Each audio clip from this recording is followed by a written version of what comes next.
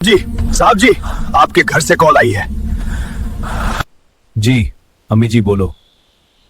बेटा जी जल्दी से आ जाओ, बहू प्रेग्नेंट है और उसकी तबीयत बहुत खराब है। सर जी मुझे 1 महीने की छुट्टी दी जाए, मेरी बीवी प्रेग्नेंट है, उसे हॉस्पिटल ले जाना है मुझे। जाओ बहादुर, आपको 1 नहीं 2 महीने की छुट्टियां हैं।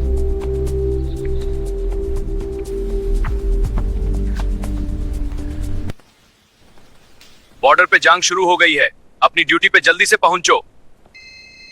माँ, अपना और मेरी बीवी का ख्याल रखना। पाक सर जमीन को मेरी जरूरत ना जाओ बेटा, खानदान से ड्यूटी। सबसे पहले पाक सर जमीन। अगर मैं शहीद हो जाऊं तो ये खात मेरे घर पहुंचा देना इंशाल्लाह। शहीद की जो मौत होती है वो कौम के लिए हयात होती है। मेरे दिल की आज तमन्ना पूरी हुई है कि मैंने इस पक सरजमीन के लिए अपनी जान कुर्बान कर दी है। अल्लाह पाक आपकी और मेरे बच्चे की हिफाजत फरमाए, आमीन।